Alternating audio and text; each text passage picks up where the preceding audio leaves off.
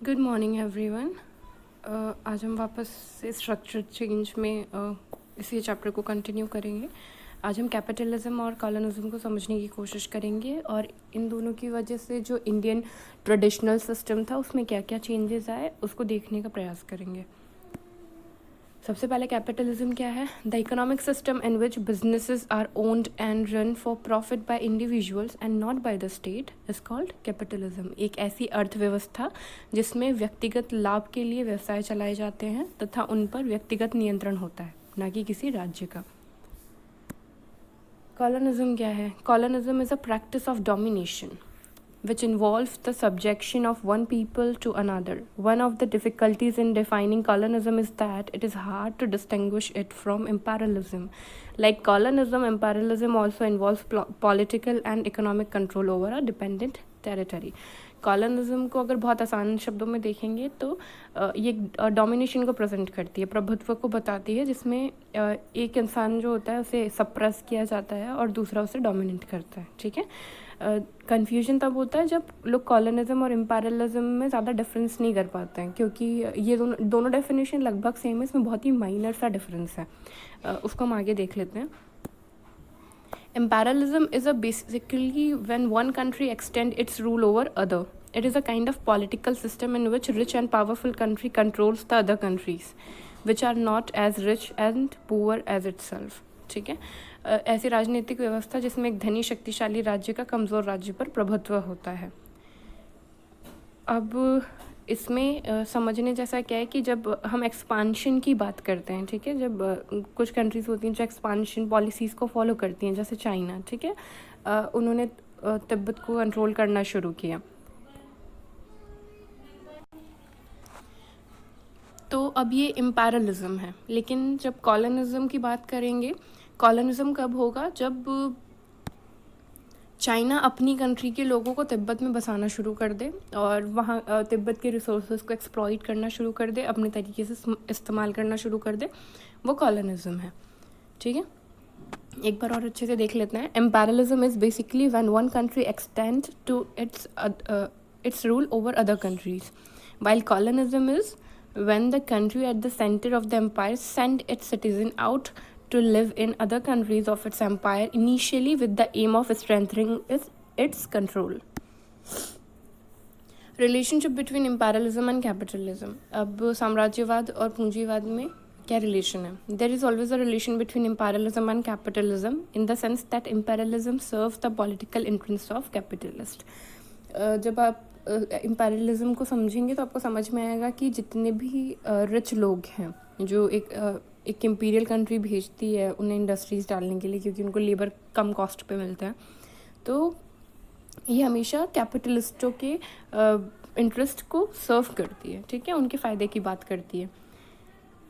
उसके बाद लेनिन की डेफिनेशन है, आप इसको पढ़ सकते हैं। Next, relation between capitalism and colonialism.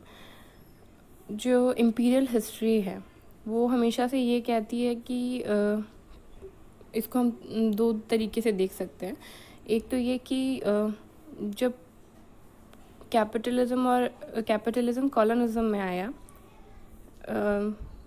जब एक कॉलोनिज्म एक्चुअली कैपिटलिज्म का ही रिजल्ट है। ठीक है, ये इसका डार्क साइड है। हर किस्से के तीन इश्यूज होते हैं ना, एक वाइट साइड होता है, एक ग्रे साइड होता है, एक डार्क साइड होता है या ब्लैक साइड होता है। तो जो कॉलोनिज्म है वो कैपिटलिज्म का ही डार्क साइड है। ठीक है, क्योंकि जब यूरोप एक्सपांशन की थ्योरी पे चल रहा था, जब यूरोप के लोगों ने साइंटिफिक चीज़ों की रिसर्च की, उन्होंने अलग अलग जो अननोन लैंड्स थी उनको डिस्कवर किया, और उन्होंने क्या पाया कि वहाँ के लोग उनके कंपैरिजन में कम एजुकेटेड हैं, कम सिविलाइज्ड हैं। तो उन्हें ऐसा लगा कि इन लोगों को, मतलब जो यूरोपियंस हैं, इन्हें बाकी की जो लैंड्स हैं उन्होंने ढूंढी है, वहाँ के लोगों को सिविलाइज्ड बनाने की ज़रूरत है। ठीक है, तो उस वक्त क्योंकि यूरोप में बड़े बड़े साम्राज्य थे जो शासन करते थे, उन्होंने इस वॉगीज़ को अलाउ किया कि ये उन लैंड्स पर जाएं, अपने लोगों को वहाँ भेजा कि वो वहाँ रहें। जैसे अमेरिका का केस ले लीजिए, अमेरिका और इंग्लैंड से अमेरिका में ऐसे लोगों को भेजा जाता था जो वहाँ पे क्रिमिनल्स होते थे। ठीक है। और उनको ऐसा लगता था कि क्रिमिनल्स को अदर लैंड पे भेज देने से हमारे यहाँ का क्राइम रेट कम हो जाएगा, ठीक है। और उसके बाद पर ऐसा हुआ नहीं है। तो इस तरह उन लोगों ने उन लैंड्स पे, जो उन लैंड्स उन लोगों ने डिस्कवर की, वहाँ पे अपने लोगों को बसाया। तो जो कैपिटलिज्म है उसी के कारण कॉलोनिज्म को प्रमोट किया गया, क्योंकि इससे एक कंट्री को बहुत ज़्यादा फ़ायदा होता है। कौन सी कंट्री? जो डोमिनेंट है, ठीक है। जो स्लेवरी देख रही है उसका तो कोई फ़ायदा नहीं है, वो तो एक्सप्लॉइट हो रही है। लेकिन जिस कंट्री ने उसको कैप्चर किया है, उसे रूल कर रही है, वो उस कंट्री के लिए ये बहुत बेनिफिशियल है, ठीक है। इसको दूसरे तरीके से भी देख सकते हैं कि जो कंट्रीज़ पीछे थी, यूरोपियंस से पीछे थे, यूरोपियंस के जाने के बाद से वो बहुत सारे नए थॉट्स से परिचित हुए। उन्होंने वेस्टर्न स्कॉलर्स को पढ़ा, उन्हें जाना, उनके यहाँ कुछ पुराने ईवल ट्रेडिशंस थे, वो ख़त्म हो सका। लोग मॉडर्न तरीके से सोचने लगे, ठीक है। ये इसका पॉजिटिव इम्पैक्ट रहा। इसके एग्जाम्पल के लिए हम इंडिया को लेते हैं। जब हम स्ट्रक्चरल चेंज की बात करते हैं तो स्ट्रक्चरल चेंज यही है, जो मॉडर्नाइजेशन ट्रेडिशनल आउटलुक में, किसी भी कंट्री के ट्रेडिशनल आउटलुक में, कल्चर में जो चेंज लेके आती है वो क्या है? स्ट्रक्चरल चेंज है, ठीक है। मॉडर्नाइजेशन को हम स्ट्रक्चरल चेंज कह सकते हैं। अब जैसे इंडियन सोसाइटी की बात करते हैं तो हमारे जितने सोशल रिफॉर्म मूवमेंट्स हैं उसमें कहीं ना कहीं वेस्टर्न स्कॉलर के थॉट्स बहुत रिस्पॉन्सिबल रहे, ठीक है। जैसे राजा राम मोहन रॉय ने सती प्रथा का विरोध किया और ब्रिटिशर्स के साथ मिलकर सती प्रथा के अगेंस्ट में कानून बनाया। देवदासी प्रथा का अंत हुआ, ठीक है। विडो री मैरिज का कॉन्सेप्ट आया और चाइल्ड मैरिज को बैन किया गया, उसकी एज लिमिट को बढ़ाया गया। ये सब क्या थे? ये हमारे ओल्ड ट्रेडिशनल कल्चर के ईवल एस्पेक्ट थे, जिसको मॉडर्नाइजेशन की वजह से हम इम्प्रूव कर पाए, रिफॉर्म कर पाए, ठीक है। उसके बाद जो हमारे यहाँ के लीडर्स थे, जो हमारे यहाँ नेशनल मूवमेंट हुआ, नेशनल मूवमेंट भी उस वक्त जो फ्रेंच रिवॉल्यूशन था, अमेरिकन वॉर ऑफ इंडिपेंडेंस था, उससे इन्फ्लुएंस रहा, ठीक है। वहाँ के जो प्रिंसिपल्स थे उनसे इन्फ्लुएंस रहा। जब फ्रेंच रिवॉल्यूशन हुआ, लुई 16 से फ्रांस को मुक्ति मिली, अमेरिका ने अपना इंडिपेंडेंस जीता। उसके बाद वहाँ के लोगों से इंडियंस ने बहुत कुछ सीखा और उसको एग्जीक्यूट किया अपने। आगे की स्लाइड्स में हम ऐसे कुछ एग्जांपल्स देखेंगे जिसमें कॉलोनिज्म की वजह से क्या क्या चेंजेस, स्ट्रक्चरल चेंजेस इंडिया की ओल्ड ट्रेडिशन में आए और बहुत डेप्थ तक उनका असर रहा, ठीक है। पहला कि ब्रिटिशर्स ने चैलेंज किया एक तरीके से जो इंडियन कल्चर में जो प्रिंसिपल्स थे अलग अलग तरीके के, उनको चैलेंज किया, ठीक है। जैसे कि पहले हम ये मानते थे कि समुद्र में जाना है, समुद्र के पार जाने से धर्म भ्रष्ट हो जाता है, ठीक है। ब्रिटिशर्स ने जब इंडिया को कॉलोनी बना लिया, तब उसके बाद उन्होंने इंडिया से बहुत सारे लोगों को शिप्स में भर भर के अपनी अदर कॉलोनीज़ में काम करने के लिए भेजा, ठीक है। इंडियंस इसको पाप मानते थे, ठीक है। एक तो ये फ्रेमवर्क उन्होंने तोड़ा। दूसरा, वो हमेशा से सिंबॉलिक रिप्रेजेंटेशन का अपोज करते थे। सिंबॉलिक रिप्रेजेंटेशन क्या हो गया? जैसे इंडिया में अगर आप जितने भी रिलीजन्स को देखेंगे उन सबका कोई सिंबॉलिक रिप्रेजेंटेशन है, ठीक है। जैसे हिंदू को आप देखेंगे, किसी हिंदू से आप मिलेंगे तो वो टीका लगाएगा, थ्रेड्स पहनता है हाथों में, ठीक है। तो ये सिंबॉलिक रिप्रेजेंटेशन है। आप किसी मुस्लिम को देखेंगे तो उनका ड्रेसिंग सेंस बिल्कुल डिफरेंट होगा, ठीक है। They also use to wear cap. उसके बाद आप सिख से मिलेंगे तो they use to wear turban, ठीक है। ये सब किसी रिलीजन के सिंबॉलिक रिप्रेजेंटेशन है और इसका ब्रिटिशर्स ने बहुत विरोध किया और आर्मी में इसे अलाउ नहीं किया गया। बहुत स्ट्रगल के बाद जो सोल्जर्स थे उन्हें इनकी परमिशन दी गई थी। उसके बाद नेक्स्ट एग्जांपल देखते हैं कि उन्होंने सती प्रथा और देवदासी प्रथा को एबॉलिश कर दिया। अब इंडियंस के लिए ये तो ऐसा था कि ये उनके कल्चर का हिस्सा है, ठीक है।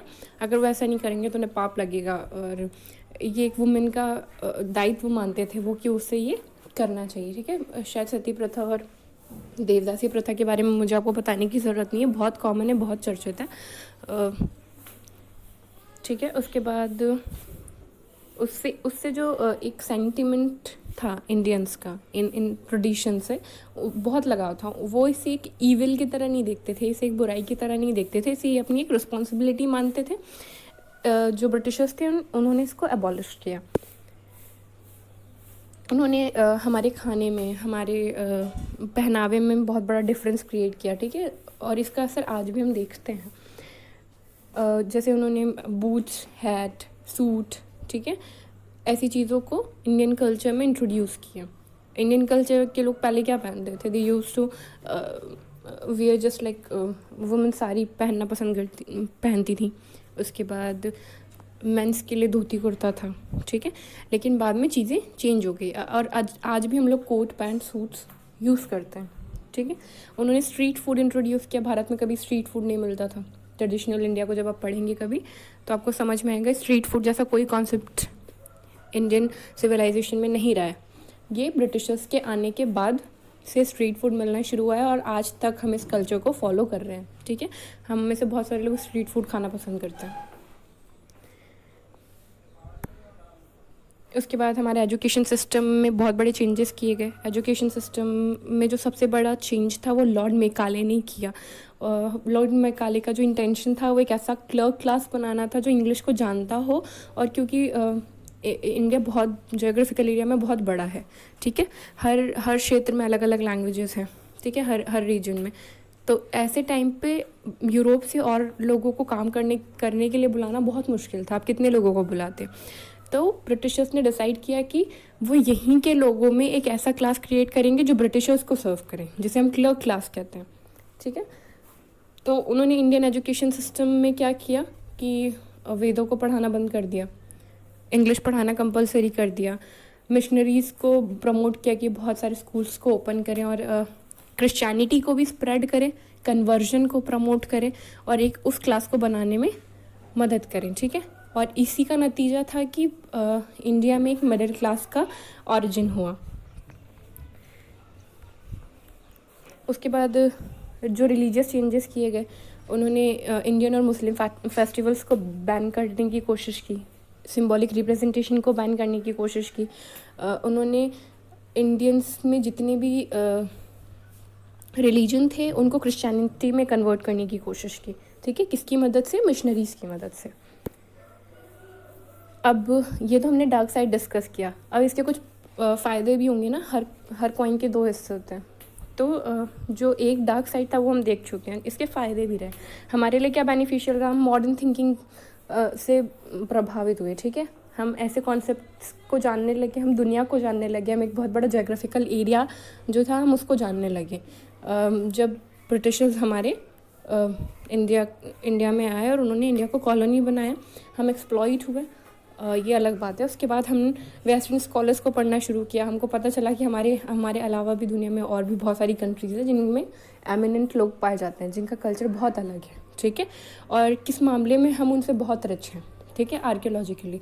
जैसे कि हमारे यहाँ हड़प्पन सिविलाइजेशन है, वो 1000 ऑफ ईयर्स पुरानी है, ठीक है, जो विश्व की 4 प्रमुख सबसे प्राचीन सभ्यताएं हैं, उसमें से एक भारतीय सभ्यता भी है, जिसे हड़प्पन सिविलाइजेशन कहते हैं, ठीक है। उसके बाद हमारे यहाँ एक मिडिल क्लास तैयार हुआ और इस मिडिल क्लास में था कौन? जो ये मिडिल क्लास था उसमें था कौन? ये वो लोग थे जैसे डॉक्टर्स हो गए, लॉयर्स हो गए, टीचर हो गए, प्रोफेसर्स हो गए, ये मिडिल क्लास है। और इस मिडिल क्लास ने पूरे रिवॉल्यूशन में एक क्या कह सकते हैं, अहम भूमिका निभाई, ठीक है, क्योंकि ये लोग एजुकेशन को बहुत अच्छे से समझते थे, ठीक है। इन्होंने बहुत सारे लोगों को पढ़ा था और इन लोगों ने हर रिवॉल्यूशन में, ना कि सिर्फ इंडिया में, इस मिडिल क्लास ने किसी भी कंट्री के रिवॉल्यूशन में बहुत बड़ी भूमिका निभाई है, ठीक है। आप क्यूबा का एग्जांपल ले सकते हैं। Che Guevara was himself a doctor. His most famous book was by Motorcycle Diaries. He led Cuba to the path of independence. Okay? उसके बाद हम लिबर्टी और इंडिपेंडेंस और फ्रीडम, इक्वालिटी जैसे कॉन्सेप्ट को नहीं जानते थे, ठीक है। लेकिन जब हमने फ्रेंच रिवॉल्यूशन को समझा, फ्रेंच रिवॉल्यूशन को पढ़ा, तब हमको समझ में आया कि ओके, हम खुद भी एक कॉलोनी है और हमें भी इन कॉन्सेप्ट्स की ज़रूरत है, हमें भी ये थॉट्स फॉलो करने चाहिए, ठीक है। उसके बाद हम वेस्टर्न थॉट के टच में आए। हमने वेस्टर्न स्कॉलर्स को जाना, ठीक है, जैसे जेम्स मिल, कार्ल मार्क्स, ये लोग इंडिया के बारे में उस वक्त लिख रहे थे। अब अगली बार जब सोशोलॉजी का लेक्चर होगा तब हम अर्बनाइजेशन को डिस्कस करेंगे। अनटिल देन आप लोग स्ट्रक्चरल चेंज और कैपिटलिज्म और कॉलोनिज्म को समझने की कोशिश करें, और जितनी भी क्वेरीज़ हैं या क्वेश्चंस आ रहे हों ग्रुप पर टेक्स्ट कर दीजिए, so that I can reply. Okay, thank you.